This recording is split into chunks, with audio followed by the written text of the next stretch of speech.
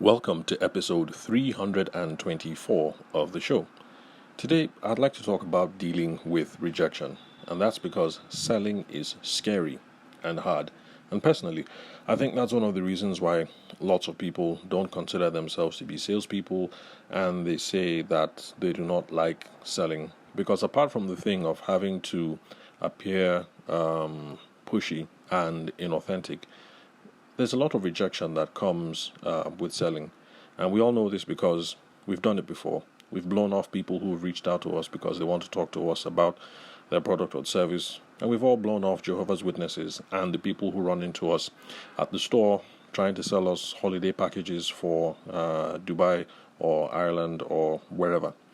And so, because of all these experiences that we have, and innately knowing that it's kind of scary to put yourself out there, because of this sense of personal rejection that comes with it, that's one of the reasons why selling is scary and selling is hard.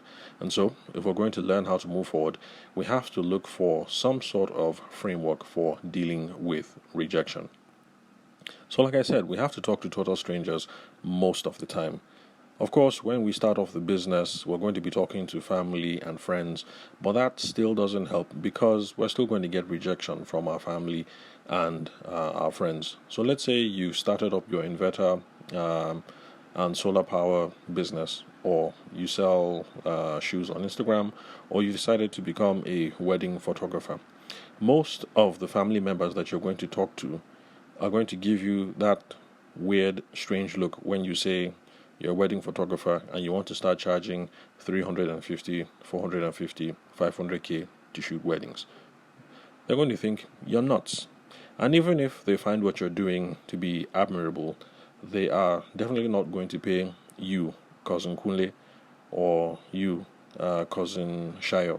Definitely not going to pay you 500k to photograph their son's wedding or their daughter's wedding. And that's because, first of all, your family. So the way they think, they shouldn't even be paying for you to shoot the wedding. And it's the same if you're a fashion designer. They don't think they should be paying for you to design the dress. As far as they're concerned, they should just buy the material, give it to you, and then you just go ahead and do it like a good family member. So there's going to be a lot of rejection because your family and your friends, some of them might not believe, some of them believe but cannot afford, and there's a whole host of reasons. So you're going to get into lots of rejections. So if it's difficult enough when it comes to family members, imagine the total meltdown that happens when people have to talk to total strangers. In fact, I was listening to this podcast, I think it's the Photography Business Exposed podcast, where they were interviewing this Australian photographer. She's been in the business 17 years and she still has problems with the customer facing side of the business, so she doesn't do in-person selling at all.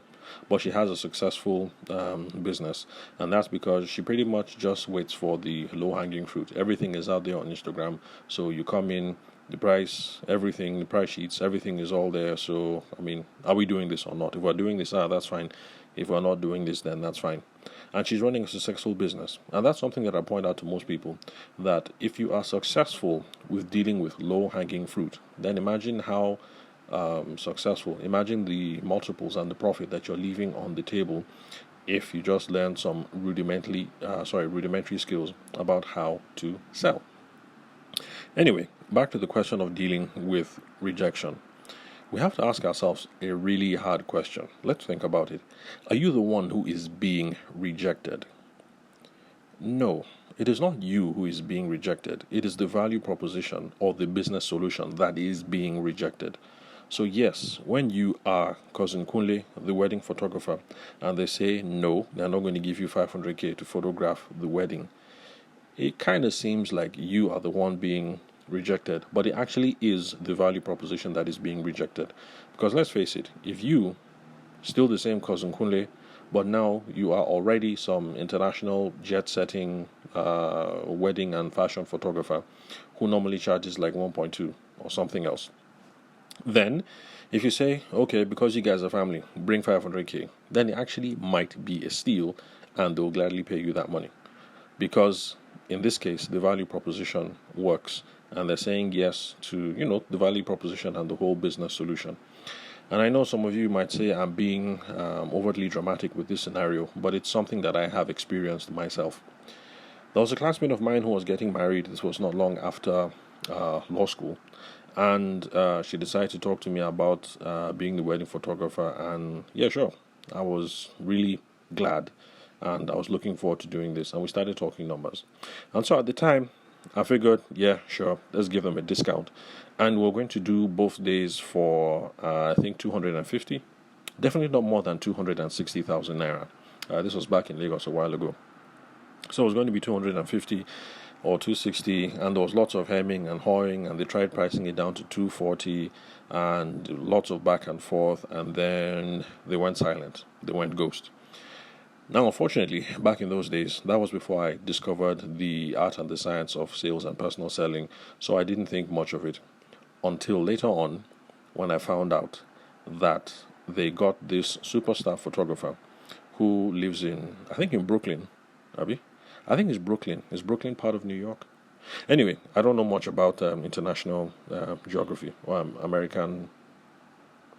Anyway, I don't know much about America. So anyway, they got this guy based in Brooklyn, a Nigerian based in Brooklyn, a really superstar at the time, really upscale wedding photographer. And they flew the guy down to cover the wedding. And he covered the wedding, and the photographs were nice. And I remember feeling at the time insulted. Okay, maybe not insulted was the word. I remember feeling miffed because here we were talking about sums between 240 and 260k. And I know for sure that you guys definitely spent more than 260,000 naira. So, excuse me, more than 260,000 naira bringing in this superstar to come and photograph the wedding. At the time, it was rumored that this guy was charging multiples of hundreds. Some people even said as much as 1M. That's to cover weddings at the time. I don't know how true this is. I just know for sure that they definitely didn't spend less than 250k for a flight ticket at the time to get him to come and to cover the wedding. So, in this case, was I the one being rejected? Not necessarily. I mean, it feels like that because it's me and I'm uniquely tied to the product when I'm a wedding photographer or when I'm a script writer or a fashion designer or a cake baker. So since I seem uniquely tied to the whole situation, it looks like they're rejecting me. So excuse me. But actually, it's the whole value proposition and the business solution that is being rejected.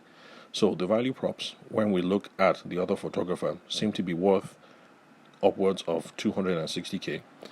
But if you're looking at the value prop of having a newbie who hasn't photographed many weddings before, then the whole thing just doesn't work at 240k or 260k. So one way to look at it is that it is not you who is being rejected. And yes, some of you might say that I'm pulling hairs, especially for those of you in the event and the wedding space, that if they say no to Kemi LLC wedding planners, that Kemi is the one being rejected. But actually, it is just the value proposition, the whole setup around value and the solution that is being rejected.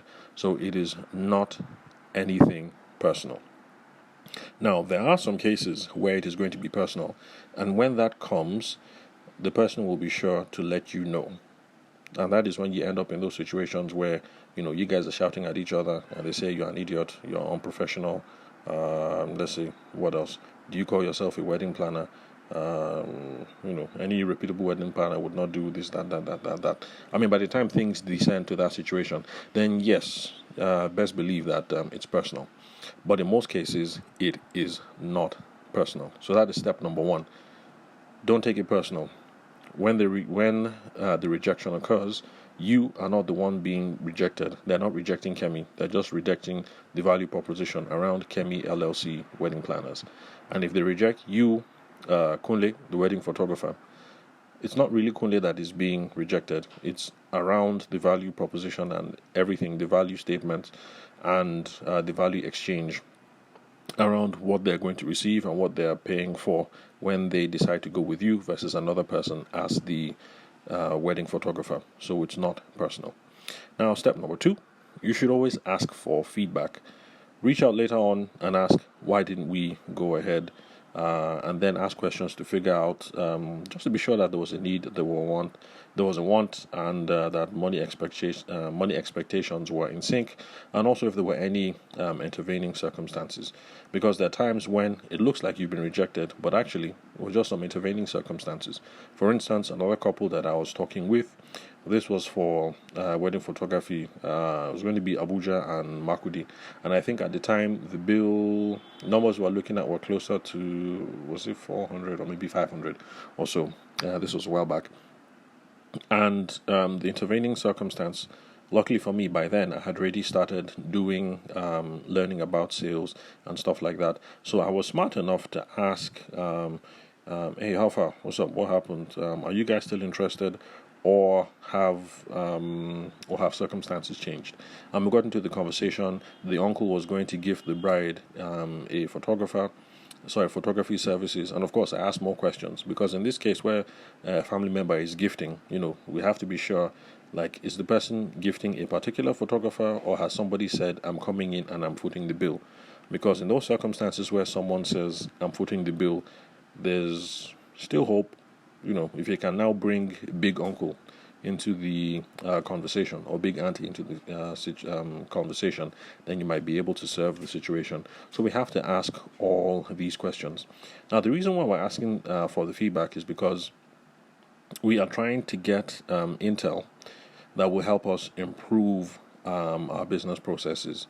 And it's also the same if we do end up going ahead. Where there's no rejection, you still have to ask the questions. Because when you ask questions, especially when you go ahead, all the good intel that you're going to get, we went ahead with you because you're this, you're that, or your photos were this, were that, or your service delivery was A, B, C, and 1, 2, 3, is going to give confidence that will help eradicate fear in the future. So that way, when you step into another situation, you're not going to be afraid of rejection, because you know that I'm already a badass guy. I'm a badass wedding photographer. I'm a badass wedding planner. I'm a badass carpenter, or whatever it is that you do. So you should also ask for feedback, engage in all these questions, even when things do go according to plan, because it will help boost your confidence, and it will eradicate fear of rejection in the future, so that even if you do feel like you're being personally rejected, for you it'll just be water off a duck's back. It'll be like, it's their loss. I'm a bad guy, so if they don't go with me, it's their loss. Then what else? Okay, and then asking all these questions when you get rejected, or whether things go ahead, it's also useful, because it's going to help you figure out your true value proposition. You're going to find out, why do people decide to go with you? And it's also going to help you figure out your ideal client profile. So, who are the best people that I should be working with? So, all these people that have been rejecting me. Okay, let me just use a crass example now. So, let's say you look at all your stats, you've asked all these questions for feedback, and you realize that tall Igbo brides who are 6 feet tall and yellow always end up rejecting you.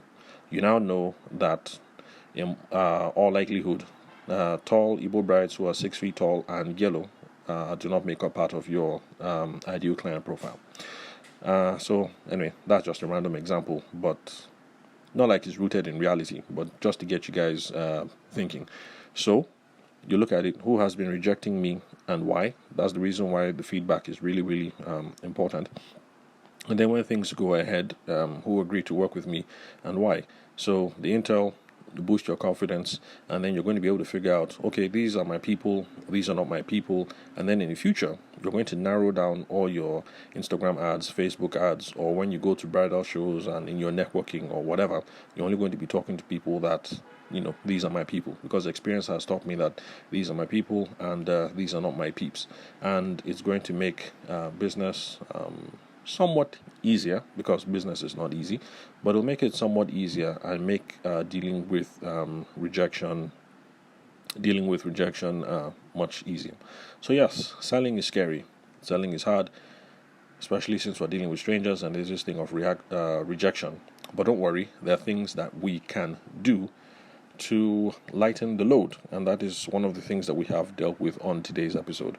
So thank you very much again for listening to episode 324 of the Sales for the Nigerian Wedding Industry podcast. I'm your host, Abuja-based sales consultant and event media professional, Tavishima Ayede. Thank you very much for your time and attention. I'll catch you guys at the next recording. If you find this episode to be useful, please subscribe so that you will get the notification or the download on your phone the next time that the next episode drops. And then also share with your friends. Let them know about all this business goodness that we have here. And also share with your enemies as well. Because if you're going to be a good and ethical Christian, you also want your enemies to succeed as well. So, where was I? Okay, I lost my train of thought. Anyway, thanks for that. I'll catch you guys at the next recording.